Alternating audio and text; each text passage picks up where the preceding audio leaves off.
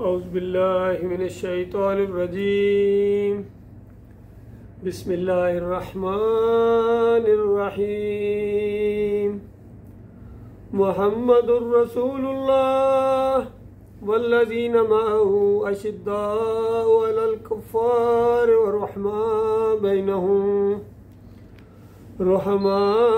बैनहुम तराहुम रुक्कअन सुज्जदन वयब्तगून फ़ज़लन मिनल्लाहि व रिज़वाना सीमाहुम फ़ी वुजूहिहिम मिन असरिस सुजूद ज़ालिका मसलुहुम फ़ित तौराति व मसलुहुम फ़िल इंजील।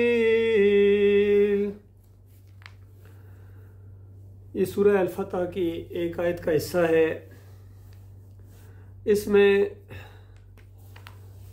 असली मुसलमानों का एक नक्शा खींचा गया है और बताया गया कि ये जो हमारे आखिरी नबी हैं मोहम्मद सल्लल्लाहु अलैहि वसल्लम, ये अल्लाह के रसूल हैं। जिस तरह पहले यानी रसूल गुजरे थे, अल्लाह ताला ने इंसानों में से जिसको चाहा छांटा है, इंसानियत की रहनुमाई के लिए अल्लाह का पैगाम उन्होंने पहुंचाया। और सब अंबिया का एक पैगाम था कि देखो तुम अल्लाह के बंदे हो, अल्लाह ने तुम्हें अपनी बंदगी के लिए पैदा किया है। बस ये इम्तहान सिर्फ बंदगी का इम्तहान है, और ये बंदगी अगर आपने एक दफ़ा साबित कर दी, दुनिया में अपने रब की मर्जी के मुताबिक ज़िंदगी बसर की, और इसमें हर एंगल से आपको आजमाया जाएगा कि तुम अल्लाह के बंदे हो या किसी और के बंदे हो।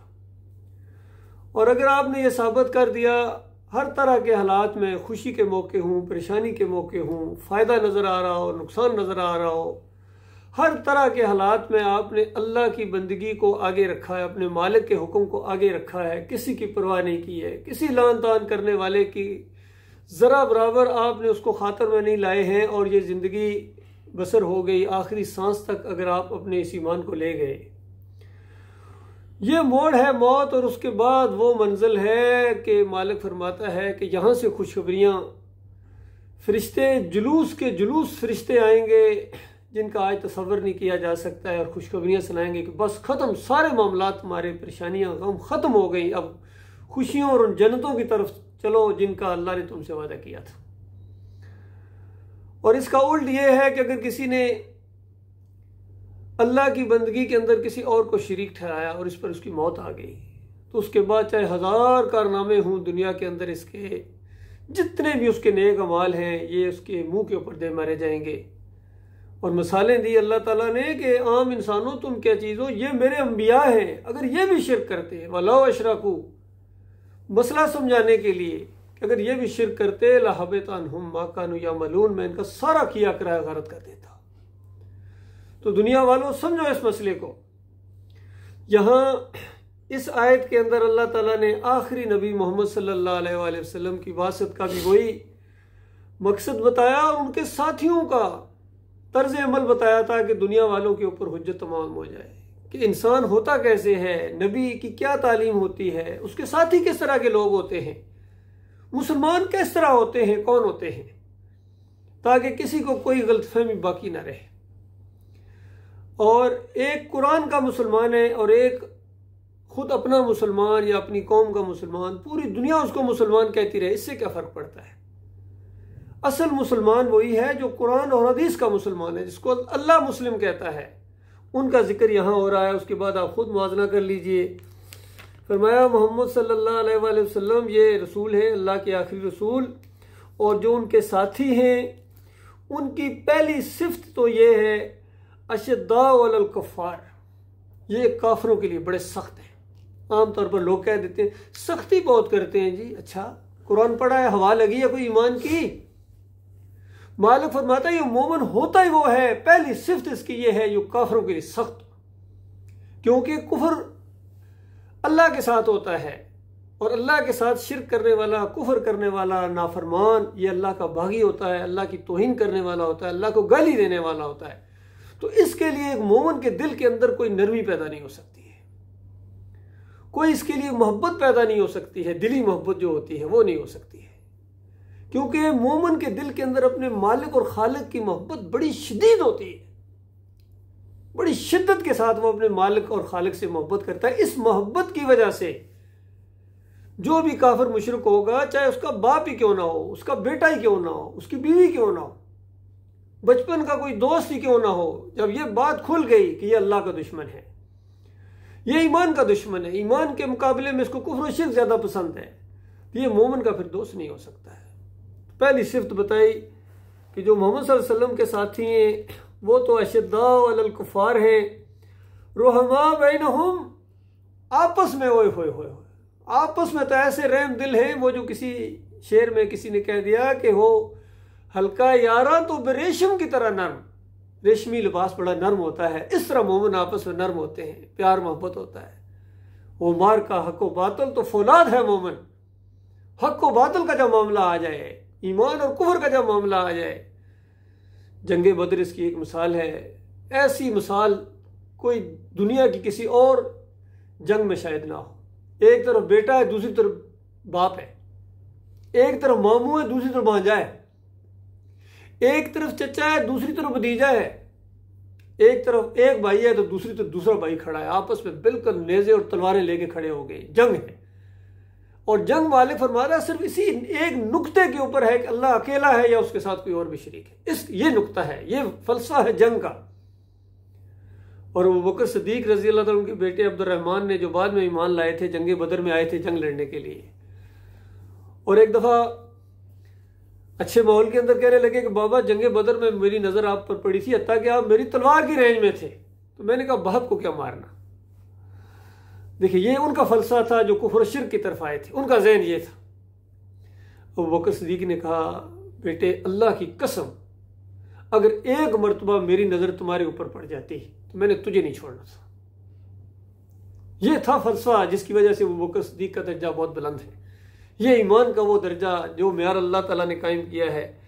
वो इसी तरह मौसम बिन उमैर के बारे में आता है कि इनके भाई को जब मुसलमान बांध रहे थे, चूंकि वो इनका भाई काफिरों की तरफ से आया था, मौसम बिन उमैर मुसलमानों की तरफ से जंग लड़ रहे थे, तो जब कैदी बनाए जा रहे थे, इनको जरा बांधा जा रहा, तो इसने अपने मुसलमान भाई को कहा कि जरा इसको टाइट करके जरा कस के बांधना इसको, इसकी माँ बड़ी अमीर है, इसकी माँ बड़ी अमीर है, हालांकि अपनी माँ भी थी, बड़ा फिदिया देगी तुम्हें, और इसको जरा टाइट करके बांधना। उसने कहा मेरे भाई तू ये बात कर रहा है, तू नहीं, ये मेरा भाई है जो तुम्हें बांध रहा है। तो ये म्यार वो कायम हुआ था अल्लाह के बंदो ईमान का, तब दुनिया ने वो इस्लाम का गलबा देखा था। ये बुनियाद बनी थी, इस बुनियाद की तरफ इस आयत के अंदर इशारा किया जा रहा है। फरमाया ये इनकी शान है, काफिरों के लिए बड़े सख्त हैं, मोमिनों के लिए बड़े नरम हैं। तराहुम, ए देखने वाले तू इनको अगर देखे, रुका हूँ सुज्जदों, और इनको देखेगा कभी रुकू कर रहे हैं, कभी सजदे कर रहे हैं, यानी अपने मालिक के साथ बंदगी का एक ऐसा लगाव है इनके दिल के अंदर कि हर चीज से ज्यादा इनको ये चीज महबूब लगती है, अपने मालिक के सामने झुकना। किसी और के सामने झुकना तो सवाल पैदा नहीं होता, ये अपने मालिक के सामने झुकते हैं, कभी रुकू कर रहे हैं, कभी सजदे कर रहे हैं। और इनका मकसद क्या है, फजलुम मिनल्लाह व रिज़वाना, बस अल्लाह का फजल और अल्लाह की रहमत की तलाश में है कि मालिक इनका राजी हो जाए, इनका रब इनसे राजी हो जाए। और तू देखे इनको सीमाहुम फी वजूहिहिम मिन असर सुजूद, और कसरत के साथ सजदे कर करके इनके चेहरों के ऊपर गोया बंदगी के आसार नजर आना शुरू हो जाते हैं, अल्लाह के सामने झुके हुए हैं, मालिक के बंदे महसूस होते हैं। देखने वाला देख के महसूस करता है ये अल्लाह का बंदा है, ये किसी और का बंदा नहीं है। तो ये अल्लाह के सामने सजदे करते हैं, ये किसी और के सजदों के कायल नहीं होते हैं। ज़ालिका मसलहुम फित तौरात, इन मोमिनों की मिसाल तौरात के अंदर भी इसी अंदाज से दी गई थी, पिछली किताबों में भी इन मोमिनों का जिक्र इसी अंदाज से किया गया था। यानी पहले दौर के जो मोमिन थे वो भी इसी तरह के मोमिन थे, और तौरात के अंदर भी बाद में आने वाले मोमिनों का जिक्र किया गया, किस तरह के आखिरी नबी आने वाले हैं, उनके साथियों की निशानियां ये होंगी। फिर दूसरी रिवायात के अंदर आता है कि ये जो यहूद नसारा देखा करते थे मुसलमानों को, तो कहते थे कि वही हैं जिनका जिक्र हमारी किताबों के अंदर, ये बिल्कुल वही लोग हैं, पहचान गए थे। और मसलहुम फिल इंजील, और इंजील के अंदर भी इनका इसी अंदाज से तज़किरा किया गया था। और इनकी मिसाल इस तरीके से है, कज़र इन अखरजा शताहू, ये एक गोया एक खेती होती है, जिस तरह कोई एक छोटा सा पौधा होता है जब लगाया जाता है, शुरू में कितना कमजोर होता है जब जमीन के अंदर से निकलता है, तो इनका भी यही मामला था। जब ये मक्का के अंदर ये दावत उठी है तौहीद की, ईमान की, तो उसके बाद बहुत ही ज़्यादा कमज़ोर थे और ऐसा लगता था इनको मिटा दिया जाएगा। कभी देश निकाले दिए जा रहे हैं, कभी कत्ल गारत की धमकियाँ दी जा रही हैं, कभी कैदो बंद किया जा रहा है। इनको बिल्कुल मिटाने के लिए हर हरबा इस्तेमाल किया गया और मुसलमान भी ऐसे समझते थे कि कहीं हम मिटा ना दिया जाए, इतने कमज़ोर थे, इतने कम तादाद के अंदर थे। तो इस तरह उनका आगाज़ हुआ। जिस तरह खेती होती है, फ़ाज़रहू फ़स्तऊ अला सूक़ी, और फिर उसने अपनी जब वो एक कोंपल बाहर निकाली और आहिस्ता आहिस्ता परवरिश उसकी हुई, तो उसके बाद ऐसी वो मजबूत अपने तने के ऊपर खड़ी हो गई।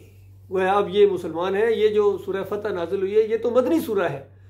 वहाँ जाके ये जब सूरह हदीबिया का मामला पेश आया, तब ये सूरह नाजिल हुई है और एक पूरी तरह गोया इस्लामी स्टेट और मुसलमानों की इज्तिमाइयत कायम हो चुकी है।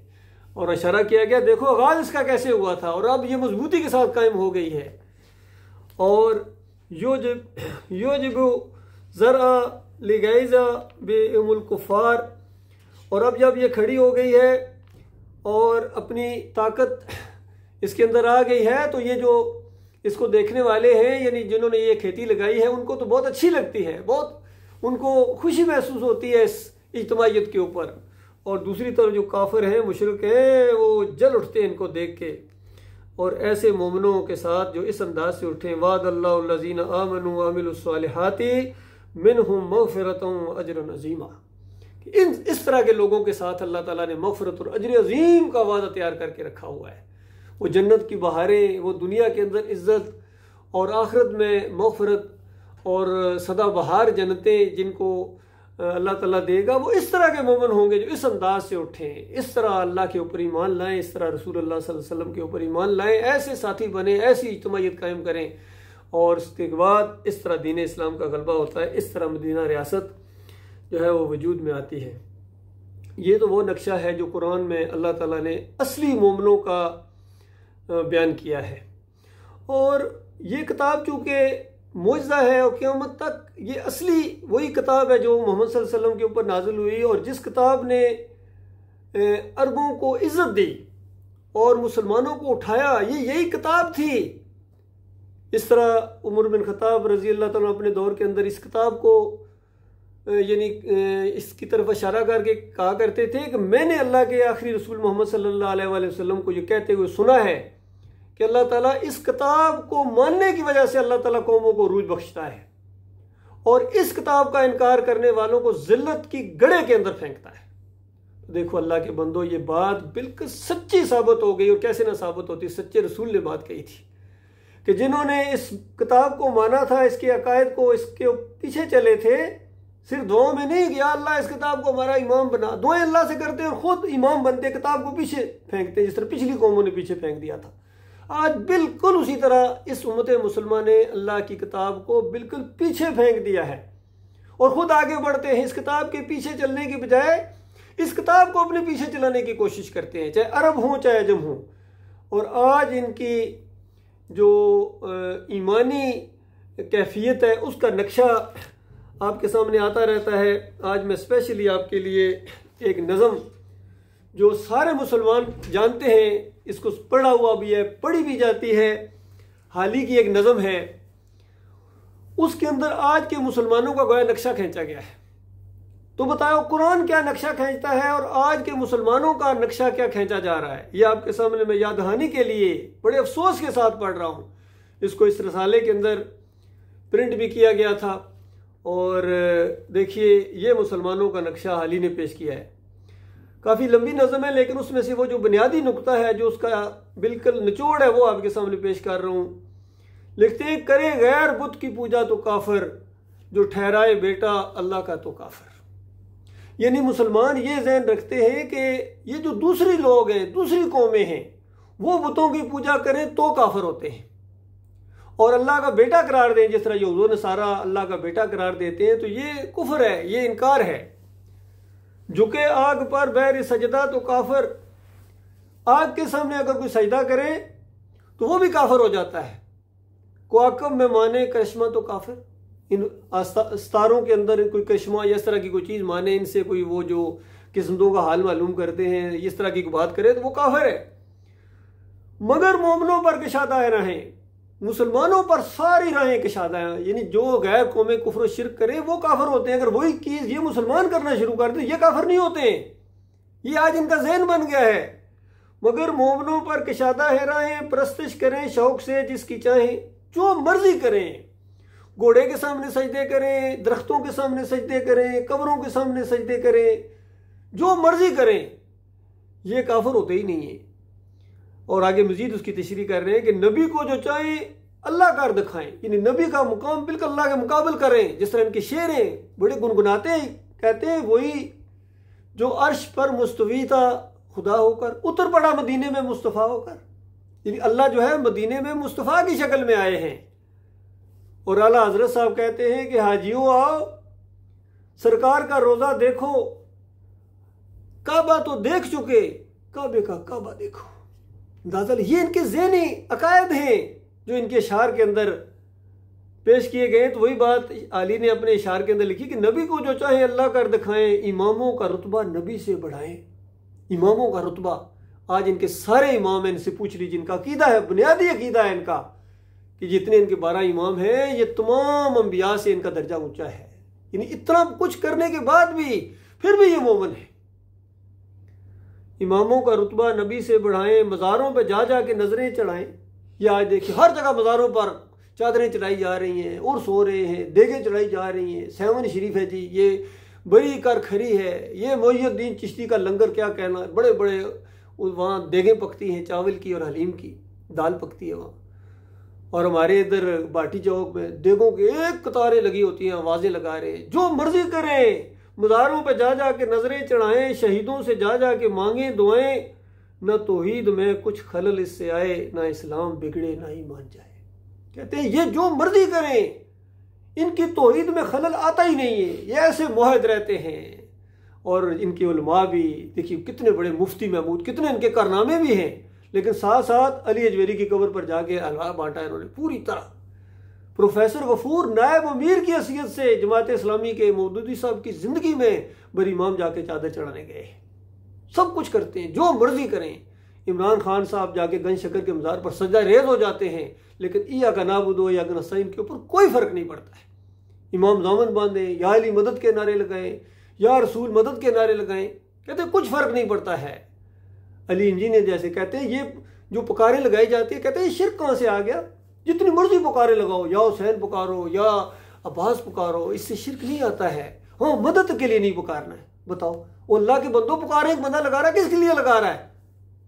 यही बात मौदूदी साहब कहते हैं। जब उनसे सवाल किया गया रसाइल मसाइल के अंदर, ये पुकारते हैं कब्र वालों को, इसका क्या मसला है। कहते हैं दो सूरतें हैं। एक सूरत तो यह है कि जोर जोर से नारा लगाए, या बरी कर खरी, या मोहिउद्दीन चिश्ती पार लगा दे कश्ती, जोर जोर से नारे लगाना, तो ये एक सूरत है। और दूसरी सूरत है कि दिल के अंदर चुपके चुपके पुकारे, यानी दिल के अंदर से कहें, या बरी कर खरी, आस्ता आस्ता कहें दिल के अंदर।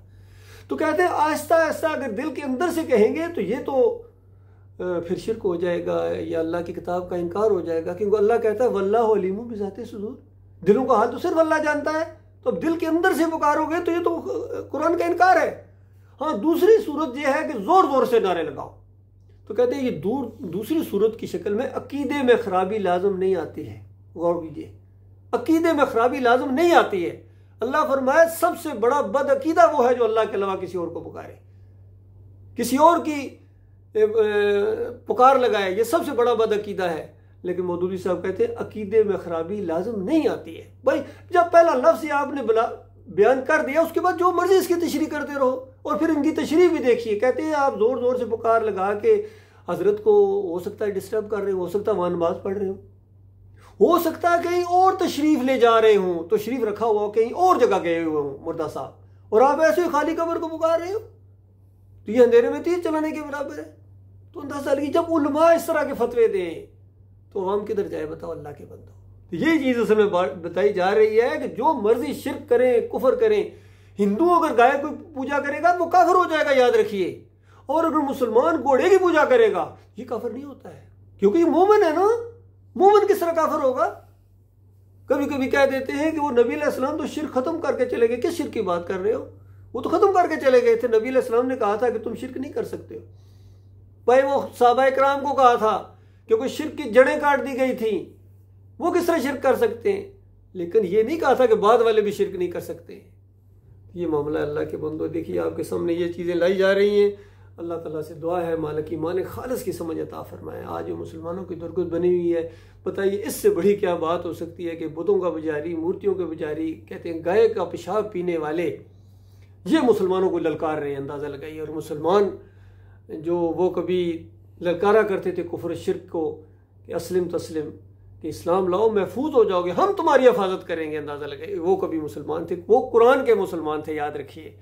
और आज ये मुसलमान अपनी कौम के मुसलमान हैं, पाकिस्तान के मुसलमान हैं, बांग्लादेश के मुसलमान हैं, या अरबी मुसलमान है, या अजमी मुसलमान है, इनके अंदर वो कुव्वत रही नहीं है, ईमानी कुव्वत। ये कुरान की जो ताकत होती है, ईमान की ताकत, उससे वाकफ़ ही नहीं, कोई लम्हा इनके ऊपर इस्लाम का ईमान का नहीं आया अल्लाह के बंदो। इसलिए मुखलिस मोमिनों को जो ईमान को पहचान गए हैं, उनको अब इस तौहीद की दावत देना बहुत ज़रूरी है, क्योंकि जिस इलाके के अंदर तौहीद की, असली तौहीद की दावत दी जाती है, वहाँ अल्लाह के अज़ाब नहीं आते हैं। और अगर ये दावत देना आप ख़त्म कर देंगे तो याद रखिए फिर अल्लाह के अज़ाब की जब लपेट में आ जाते हैं तो फिर अल्लाह छोड़ता नहीं है, बड़ी सख्ती के साथ अल्लाह ताला पकड़ता है। अल्लाह ताला गौर व फिक्र करने की तौफीक अता फरमाए। वक़ूलु क़ौली हाज़ा अस्तग़फ़िरुल्लाह ली व लकुम।